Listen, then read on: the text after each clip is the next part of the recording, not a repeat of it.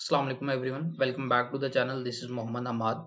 इस चैनल पे हम पाकिस्तान स्टॉक एक्सचेंज से रिलेटेड डिस्कशन करते हैं। जो स्टॉक्स मेरे पास व्हाट्सएप ग्रुप में आते हैं उन्हें रिव्यू करने की कोशिश करते हैं और जो आइडियाज़ बेसिकली डिस्कस हो रहे होते हैं, आई ट्राई के जो बिगनर्स हैं उनके लिए जो है वो कॉन्सेप्ट्स जो हैं वो थोड़े इजी करके जो है आप लोगों के सामने रख सकूं, ताकि you know the basic terminologies वो क्या हैं, वो कैलकुलेट कैसे हो रही होती हैं और उनका जो है वो basically on the live charts उनका इम्पैक्ट कैसे होता है। तो आई स्ट्रांगली बिलीव कि before applying any indicator you need to know कि वो ऑपरेट क्या कैसे करता है, what is the math behind it, उसकी लॉजिक क्या है, और उसके बाद that makes you more comfortable in using that indicator.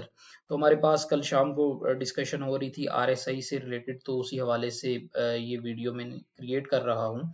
इस सेशन में हम देखने की कोशिश करेंगे कि रिलेटिव स्ट्रेंथ इंडेक्स है क्या, वो कैलकुलेट कैसे होता है, और फिर एक लाइव चार्ट पे जो है वो हम देख भी लेंगे कि एक्चुअली ये काम करता भी है या नहीं करता। तो basically relative strength index RSI 14 normally जो यूज होता है वो कैलकुलेट करेंगे इस सेशन में, और उसके बाद लाइव चार्ट पे जो है वो देखेंगे। बेसिकली जो RSI है इसके लिए आपको वॉल्यूम का डाटा नहीं चाहिए, you only need your price data. और हम जो है वो देखेंगे कि कैसे इसमें डॉट्स कनेक्ट होते हैं to reach a mathematical number that shows कि कोई स्टॉक जो है वो ओवरबॉट की सिचुएशन में है या ओवर सोल्ड की सिचुएशन में है। ये मेरे पास अभी आपकी स्क्रीन पे सामने जो नजर आ रहा है ये OGDC का डाटा है पिछले 14 दिनों का। करंट प्राइस है और प्रीवियस प्राइस है। दैट मीन्स कि अगर 6 तारीख की जो प्राइस थी उसका लास्ट डे क्लोजिंग क्या था, तो that is your previous price. तो हम इसका चेंज कैलकुलेट करेंगे। Let me do it for you. इसको हमने डिलीट किया and what we need is के current price minus your previous price. That gives us के 6 तारीख को 7 रुपये 62 पैसे का डिक्रीज इन प्राइस आया। ड्रैग किया तो हमारे पास जो है वो 14 दिन का डाटा आ गया। अभी हमें पिछले 14 दिन के एवरेज गेन्स निकालने हैं, जिसका मतलब है कि हमें देखना ये है कि पिछले 14 दिन में कि जो गेन्स पोस्ट किए हैं उनकी एवरेज क्या बनती है। So let's identify the gainers first, जहां पे हमारे पास जो है वो प्राइसेस इंक्रीज हुई हैं उनको फिर हम सम करके एवरेज लेंगे। सो हेयर तो ये हमारे पास जो है वो पॉजिटिव वैल्यूज आ गई हैं, जहां चेंज जो है वो पॉजिटिव था पिछले 14 दिनों में, और इसका जो सम वैल्यू बन रही है दैट इज 19.45। 19.45 रुपए का जो है वो टोटल प्राइस इंक्रीज हुई थी पिछले 14 दिनों में। तो हमारे पास यहाँ पे आ गया 19.45 और डिवाइड बाय 14, सॉरी 9 हो गया, 19.45। तो ये हमारे पास एवरेज 14 डेज गेन जो है वो आ गया है, दैट इज 1.38। इसी तरह अब हमें जो है वो लॉसेस आइडेंटिफाई करने हैं on the same lines. Let's highlight that less than 0 and here we go. Now we have the numbers के 1 2 3 4 5 6 और 7। 7 दिन जो हैं वो इस शेयर ने जो है वो नेगेटिवली ऑपरेट किया है, और जो लॉसेस थे वो 27.27 बनते हैं। तो गेन जो था वो 19 रुपये 45 पैसे का था, और जो लॉस आया है वो 27 रुपये 27 पैसे का है। क्योंकि हमें एवरेज इसकी कैलकुलेट करनी है, will take the absolute value. I'll put here 27.27 divided by 14. Okay, now we have the average 14 days gains and average 14 days losses. तो हमें इसकी अब what we need is the relative strength, कि जो gains हैं उनकी रेशो जो है वो लॉसेस की कंपैरेटिवली क्या है। तो this would be Fairlie simple कि हमने एवरेज गेन्स जो हैं उनको डिवाइड किया आपके एवरेज लॉसेस की जो एब्सोल्यूट वैल्यू है उससे, and we get a relative strength of 0.71. So 0.71 is the relative strength. Now we need the indicator relative strength index का जो indicator है उसका basically formula जो वो होता है that is 100, then we need 1 plus relative strength, और हम करेंगे क्या कि we will divide this 100 with 1 plus relative strength, और फिर ये जो वैल्यू आएगी उसे हम 100 से सब्ट्रैक्ट कर देंगे. So let's do it practically. First we need is 1 plus your relative strength, so that is your 1.71. now we need to divide the value of 100 with this 1.71. तो ये हमारे पास 58.36 आ गया. 100 minus 58.36. here you go, this is your RSI 14. Now what does this mean? इसका मतलब ये है कि पिछले 14 दिनों की जो आपके लॉसेस हैं OGDC की प्राइस के, वो आपके पिछले 14 दिनों के जो गेन्स हैं उनसे ज्यादा हैं. दैट मीन्स कि प्राइसेस जो हैं वो एक सेलिंग प्रेशर में अभी अवेलेबल हैं. अब होता क्या है कि ये RSI 14 है जो नॉर्मली यूज हो रहा होता है, but some people use the technique called RSI crossover. तो हमारे पास RSI 14 की वैल्यू जो आई है that is 41.63.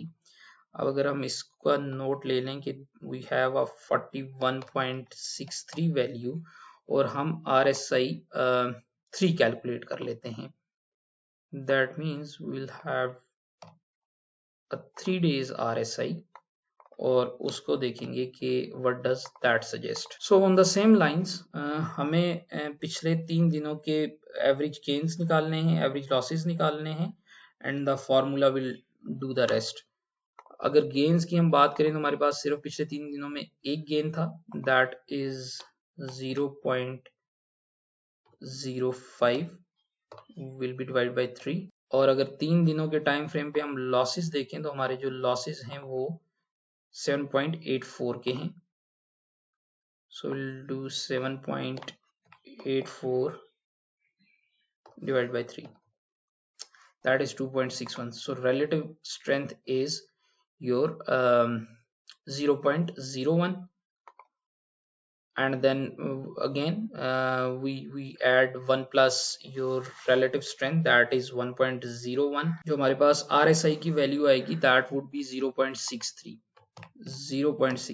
now your RSI 3 is 0.63 and your RSI 14 is 41.63. what does that mean is कि आपका जो RSI 3 है that has basically came down from the RSI 14. this is a death cross specifically on the RSI front. अगर RSI की हम बात करें कि RSI की जो शॉर्ट टर्म RSI है वो लॉन्ग टर्म RSI से नीचे चला गया है, and that shows there is a selling pressure currently available, और ये प्राइसेस जो है वो नीचे ड्रैग हो सकती हैं. अगर लाइव चार्ट पे हम इसको देखें तो this is how it looks like. And just one thing, यहाँ आपको RSI 57 नजर आ रहा है और जो हमने कैलकुलेट किया है that is 41. what is the difference? basically the difference is कि हमने एक सिंपल एवरेज यूज की है. however जो आपके पास ट्रेडिंग व्यू पे आपको नंबर्स नजर आ रहे होते हैं that is the smooth averages, और उसकी वजह से जो है वो डिफरेंस आता है. But I hope that make sense कि आपको बेसिक आइडिया जो है उसका वो मिल गया है. अभी अगर आप देखें RSI यहाँ पे हमारे पास जो है वो 13 अक्टूबर को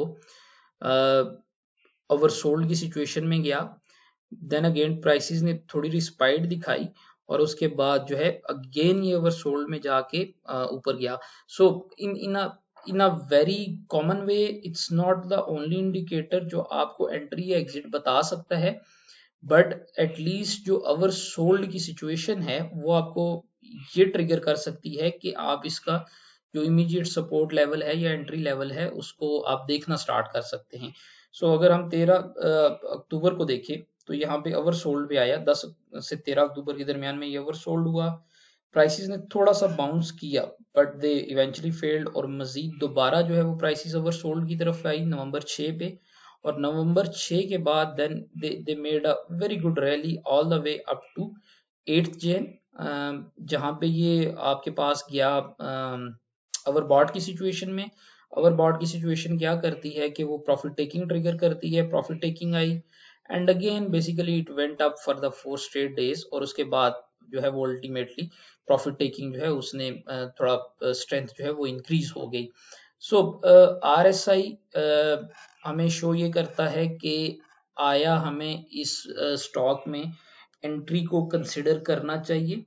अगर आप जो है वो बाय की सिचुएशन में जाना चाहते हैं और अगर आप करंटली कोई जो है वो इंस्ट्रूमेंट होल्ड कर रहे हैं और वो आपके पास जो है वो चला जाता है ओवरबॉट की सिचुएशन में, तो that that gives you an indication कि you might consider a profit taking or trailing stop losses on that front.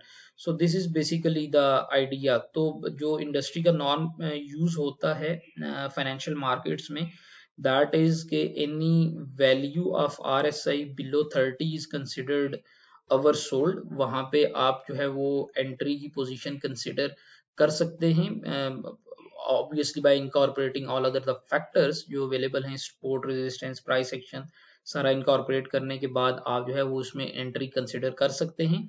और अगर एक स्टॉक जो है वो ओवरबॉट की सिचुएशन में है, that is basically in RSI above 70, अगर 70 से ऊपर है तो ऑब्वियसली अगर आपके पास एक पोजीशन अवेलेबल है तो आप उसमें इधर प्रॉफिट टेकिंग या ट्रेलिंग स्टॉप लॉसेस का जो है उसको कंसिडर कर सकते हैं। So this would be pretty much it for this session. I hope I tried कि आपको कॉन्सेप्ट क्लियर किया जा सके and still if you have any questions feel free to reach out me in comment section or maybe in the WhatsApp community. I'll be more than happy to respond. Thank you so much for listening. Have a good day.